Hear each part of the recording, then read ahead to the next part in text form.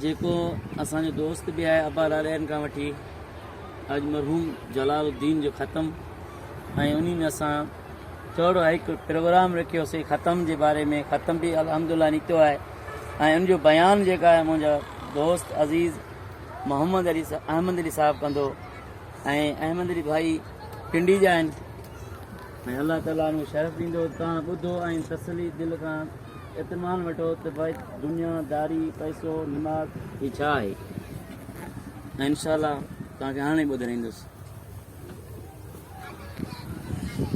औज़ु बिल्लाहि मिनश शैतानिर रजीम बिस्मिल्लाहिर रहमानिर रहीम। अस्सलामु अलैकुम व रहमतुल्लाहि व बरकातुहू। मेरे अजीज भाइयों, मुझे सिंधी ज़बान नहीं आती, उर्दू आती है। इन्होंने बताया आप सब लोग माशाल्लाह उर्दू समझते हैं और जो नहीं समझते वो उनसे समझ लेना बाद में, जिनको ऐसा कहते हैं उर्दू आती है। बात मेरी गौर से सुनिए, ये आपकी दुनिया और आखिरत दोनों की भलाई के लिए मैं बात करूंगा मुख्तसर से वक्त में। लिहाजा सब भाइयों से गुजारिश है, सब पहले एक दफा दुरूद शरीफ पढ़ लें। अल्लाहुम्मा सल्ली अला मुहम्मद व अला आलि मुहम्मद कमा सल्लैता अला इब्राहीम व अला आलि इब्राहीम इन्नका हमीदुम मजीद। अल्लाहुम्मा बारिक अला मुहम्मद व अला आलि मुहम्मद कमा बारकता अला इब्राहीम व अला आलि इब्राहीम इन्नका हमीदुम मजीद। मेरे भाइयों, हम सबको पहले तो अल्लाह ताला का शुक्र अदा करना चाहिए कि हम मुसलमान के घर में पैदा हुए और हमें पैदाइश के साथ ही कलमा मिला।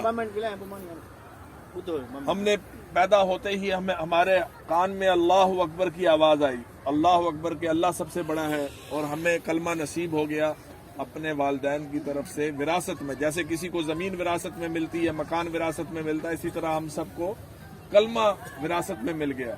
मगर इस विरासत को संभालना जो है वो हमारी जिम्मेदारी है। हमें जमीन विरासत में मिलती है, हम उसके लिए लड़ते हैं, मारते हैं, मरते भी हैं। हमें सोना विरासत में किसी को मिलता है, वो उसको संभालता है कि कोई चोर न ले जाए। मगर मेरे भाइयों, आजकल हमारी जो सबसे कीमती विरासत है वो क्या है?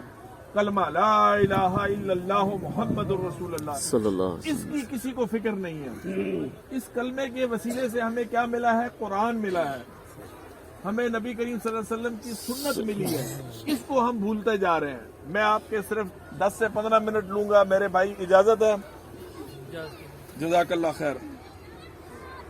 अल्लाह ताला ने कुरान पाक में फरमाया है, तअल्लमुल कुरान व अल्लमहुल बयान। तुम में बेहतरीन इंसान कौन है? जो कुरान सीखे और आगे लोगों को सिखाए। आपका बड़े से बड़ा डॉक्टर, पीएचडी, साइंसदान, वो बेहतरीन इंसान नहीं है। वो अपनी जगह पर अच्छा इंसान जरूर होगा, मगर बेहतरीन वो है कि जिसने अल्लाह के कुरान को सीखा और आगे लोगों को सिखला रहा है। वो आपकी मस्जिद का मौलवी है, उसने कुरान सीखा है और लोगों को सिखला रहा है। उसको हम आधी रोटी और वो भी जो बासी होती है वो दे देते हैं।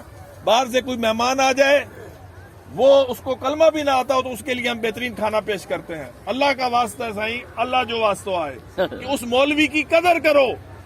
वो मौलवी हमारा मोहसिन है, हमारी नस्लों का मोहसिन है।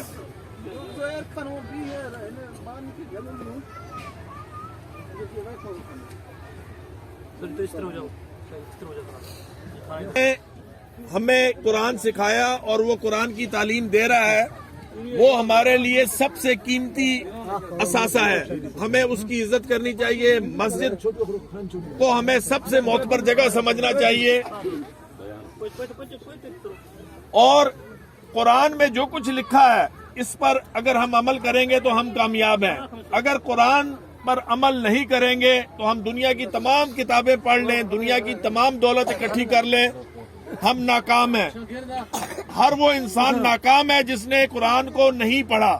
वो दुनिया का बादशाह हो, वो पूरी कायनात का भी बादशाह हो, अगर वो कुरान से उसका ताल्लुक नहीं जुड़ा तो वो समझ ले नाकाम है। लिहाजा मेरी आप सब से हाथ जोड़ के अपील है, मेरी अपील है साईं कि अपने बच्चों को मस्जिद में भेजो, वो कुरान पढ़ें, और उस मौलवी के पास भेजो जो कि कुरान को तर्जुमे के साथ पढ़ाए।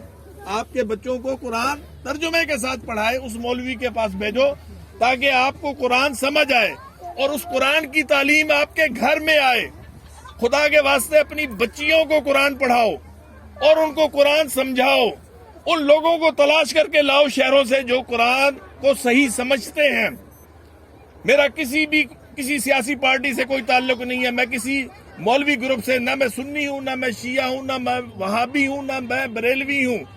میں ایک سیدھا مسلمان ہوں اور آپ کو اس چیز سے جوڑنا چاہتا ہوں اور اپیل کرتا ہوں کہ وہ واحد چیز ہے قرآن. اس پہ کسی کا کوئی اختلاف نہیں ہے. الف لام میم سے لے کے ون ناس تک قرآن جو ہے یہ ساری کی ساری رحمت ہے اور ہمارے لیے کامیابی ہے. قرآن کے بعد دوسری چیز ہے ہمارے نبی کریم صلی اللہ علیہ وسلم کی سنت. جن لوگوں نے داڑھی نہیں رکھی سب سے خوبصورت سنت داڑھی ہے. وہ آج سے یہ ارادہ کریں کہ کل سے وہ اس داڑھی کو کاٹ کے نالی میں نہیں پھینکیں گے. یہ نبی کی سنت ہے، اس کو اپنے چہرے پہ سجاؤ. یہ مسلمان کی نشانی ہے. باقی سنتیں اس کے ساتھ ساتھ آتی ہیں. قرآن کو نہ چھوڑو، نماز کو نہ چھوڑو اور اپنے والدین کی اور اپنے بزرگوں کی عزت کرو. جو چلے گئے ہیں ان کے لیے دعائے مغفرت کرو. مولوی اگر آپ کے گھر میں یا قبر پہ بیٹھ کے قرآن پڑھے گا اس کا فائدہ نہیں ہونے لگا آپ کے باپ کو. میرے باپ کو، آپ کے والد کو اس قرآن کا فائدہ ہوگا جو میں پڑھوں گا. میں دل سے پڑھوں گا اپنے باپ کے لیے. آپ بھی دل سے اپنے ماں باپ کے لیے جن کے فوت ہو گئے وہ ان کی قبر پہ جائیں، بیٹھ کے قرآن پڑھیں، گھر میں پڑھیں. اور قرآن کا فائدہ اسی وقت ہوگا جب آپ اس کو سمجھیں گے.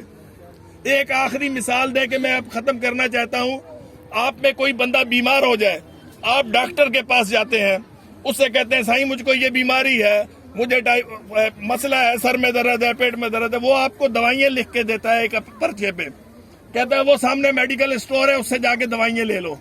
اور ساتھ آپ کو منع کرتا ہے کہ آپ نے کھٹی چیز نہیں کھانی، آپ نے میٹھا نہیں کھانا، شوگر کا مسئلہ ہے تو آپ کو، بلڈ پریشر کا مسئلہ ہے تو نمک نہیں کھانا، آپ نے ٹھنڈ میں نہیں جانا، یہ کام کرنا ہے.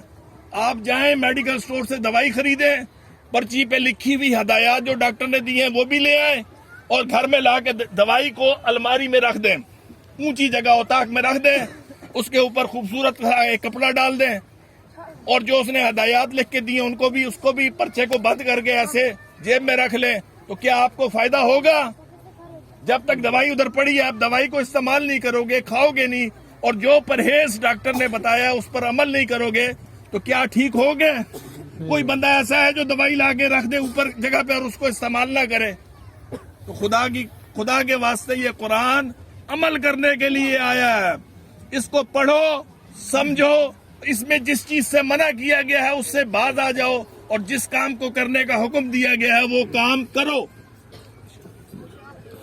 اللہ تعالیٰ نے ہمیں انسان کو اپنی عبادت کے لیے پیدا کیا ہے. اللہ تعالیٰ نے انسان کو لہذا اپنے مقام کو پہچانو.